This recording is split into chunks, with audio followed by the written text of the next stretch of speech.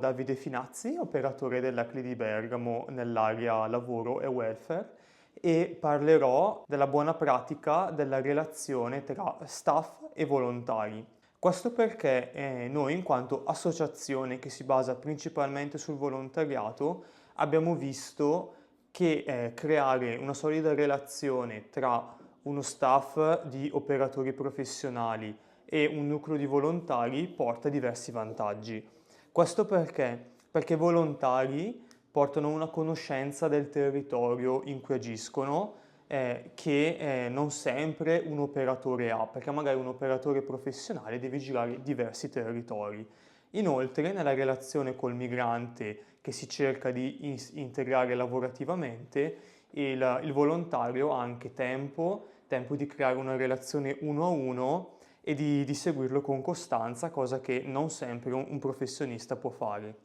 E quindi come attiviamo i volontari, ma di fatto come attiviamo le comunità locali per accompagnare i migranti alla ricerca di lavoro?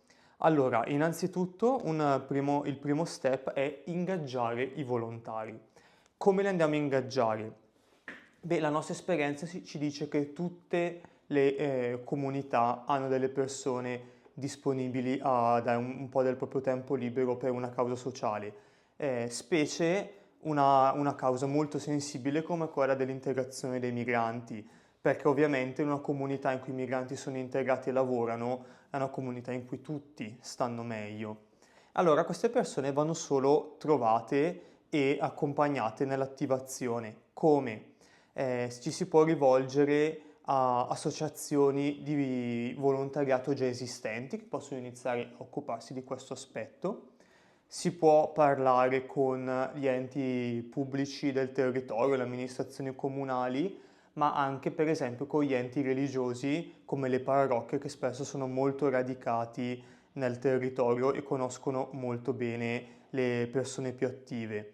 Poi ci sono ovviamente altre possibilità, si possono cercare magari con le associazioni, con le realtà viste prima, dei gruppi informali che già comunque si attivano, magari danno una mano nel vicinato, aiutano alcune persone migranti a sbrigare alcune pratiche burocratiche in maniera assolutamente informale, oppure una possibilità che si può adottare è anche quella di fare una call, cioè di fare un invito pubblico ad aderire a questo progetto di volontariato, utilizzando quindi social, bacheche comunali, bacheche degli enti parrocchiali e così via.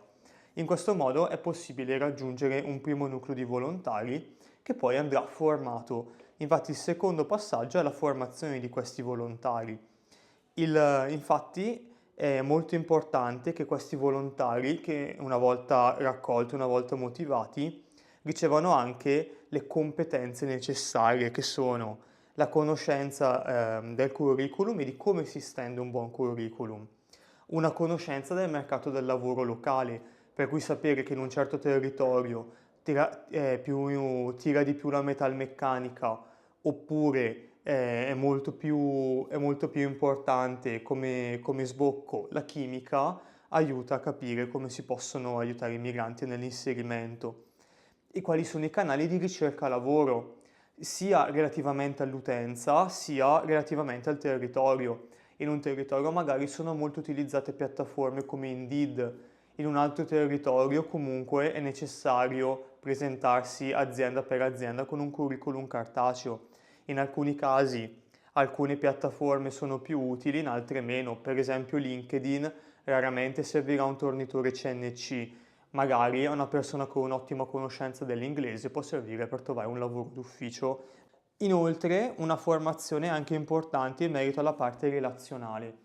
Questo perché comunque l'utenza migrante ha delle esigenze specifiche e quindi è importante capire come approcciarla al meglio. Per esempio, molto spesso il migrante può essere restio ad accettare alcuni percorsi che gli vengono proposti, ma che prevedono tempo prima di portarlo al lavoro perché ha fretta di trovare lavoro e capire come gestire questo aspetto.